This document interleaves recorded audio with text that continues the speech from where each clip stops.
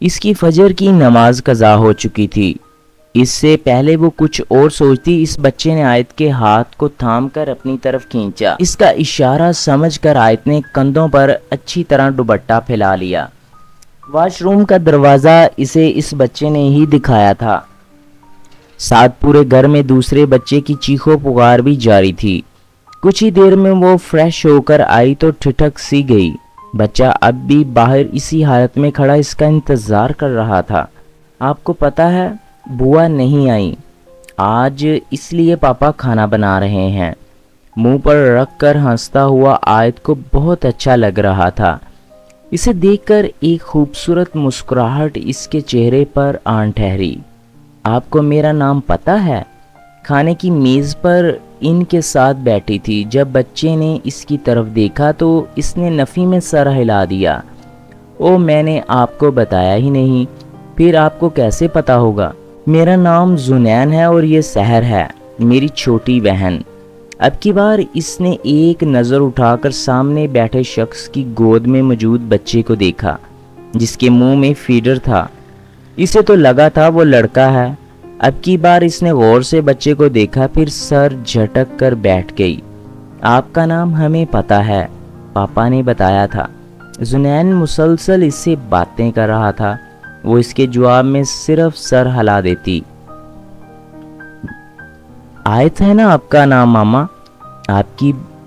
آپ کی بار اس نے تصدیق چاہی تو آیت نے مسکرا کر سر ہلایا۔ مجھے بہت پسند آیا۔ وہ اب اس کے نام کی تعریف کر رہا تھا۔ شاید زندگی میں پہلی بار آیت نے اپنے نام پر غور کیا تھا۔ شکریہ، اس نے خود کے منہ سے نکلتے الفاظ سنے۔ پاپا کا نام پتہ ہے آپ کو؟ زنین کی اگلی بات پر روٹی توڑتا اس کا ہاتھ رکا تھا۔ اس وقت اسے یاد آیا تھا وہ اپنے شوہر کا نام تک نہیں جانتی۔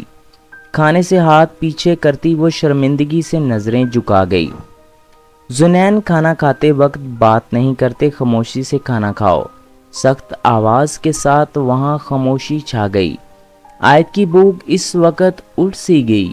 کیا آپ نے نکاح نامے پر دستخط نہیں کیے تھے؟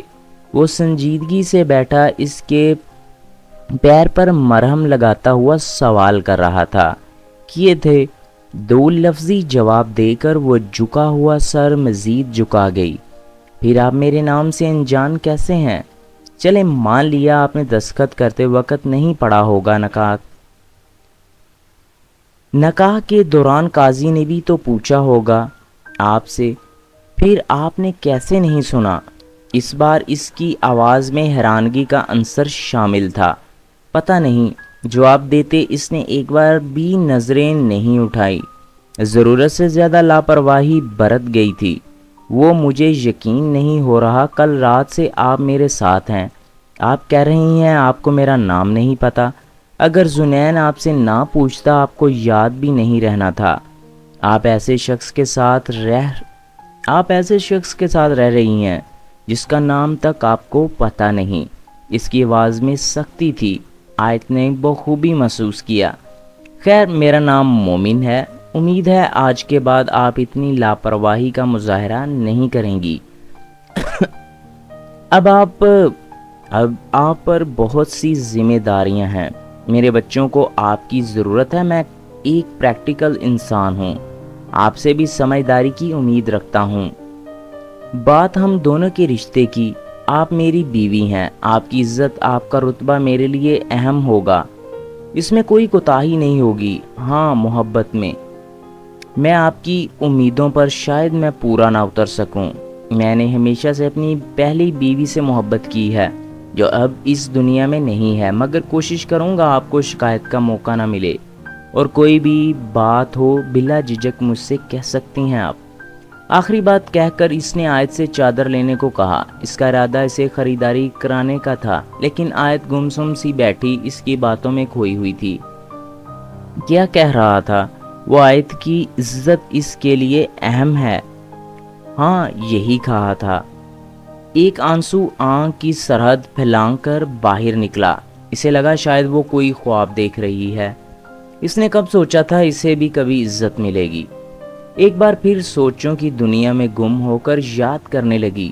وہ اسے کہہ رہا تھا محبت شاید نہ دے سکے گا، اس نے کب محبت کی خواہش کی تھی، یہ امید تو اس نے کب سے چھوڑ دی تھی، اپنے لیے تھوڑی سی اہمیت۔ اس نے کیا چاہا تھا، صرف اتنا اس کے وجود کو تسلیم کیا جائے۔ آج اسے ایک انجان شخص یہ سب دینے کو تیار تھا۔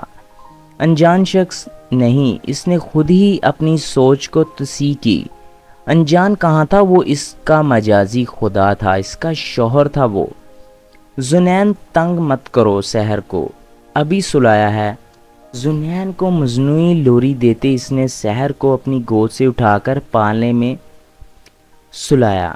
زندگی میں پہلی بار اس کا واسطہ بچوں سے پڑا تھا۔ بچے سے پسند تھے مگر ان کی دیکھ بھال جیسی بڑی ذمہ داری پہلی بار اس کے کندھے پر آئی تھی۔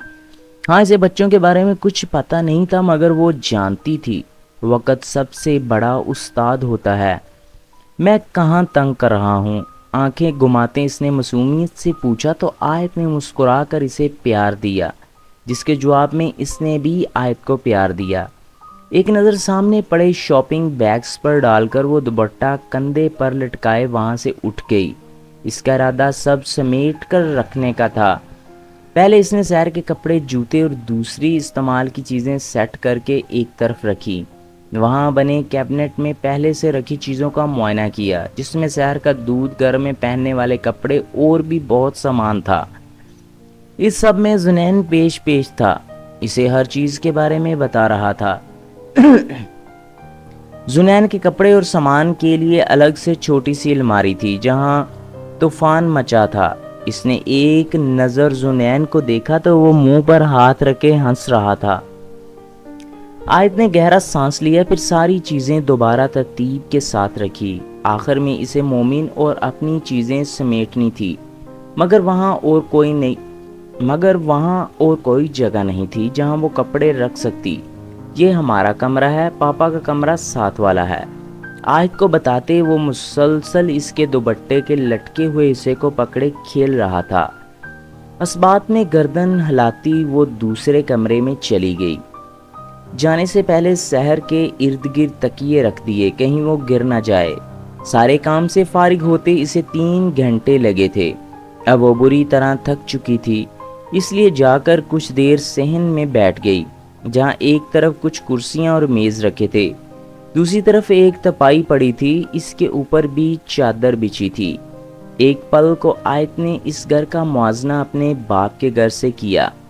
حیرانگی کی بات یہ تھی، کم جگہ، کم سہولیات ہونے کے باوجود اس کے دل نے شوہر کے گھر کو بہترین قرار دیا۔ وجہ صرف ایک تھی، یہاں وہ کھل کر سانس لے سکتی تھی، کوئی بھی اس کی ذات کی نفی نہیں کرتا تھا۔ زنین کے آواز لگانے پر ایک نظر کچن کی طرف دیکھ کر وہ اپنی جگہ سے اٹھ گئی۔ اب اس کا ارادہ کھانا بنانے کا تھا۔ شام کا وقت تھا، ماحول میں گرمی کی شدت کم ہو چکی تھی۔ کھانا بناتے وقت وہ ایک نظر صحن میں بیٹھے زنین پر بھی ڈال لیتی، جو سحر کے ساتھ کھیل رہا تھا۔ زنین کی ہر بات کے جواب میں سحر کھلکھلا کے ہاتھ پیر مارنے لگتی۔ آیت کو یہ منظر مکمل لگا۔ ایک پل کو اسے حیدر کی یاد آئی، پر آنکھیں نم ہونے سے پہلے دوبارہ ہانڈی میں چمچہ ہلانے لگی۔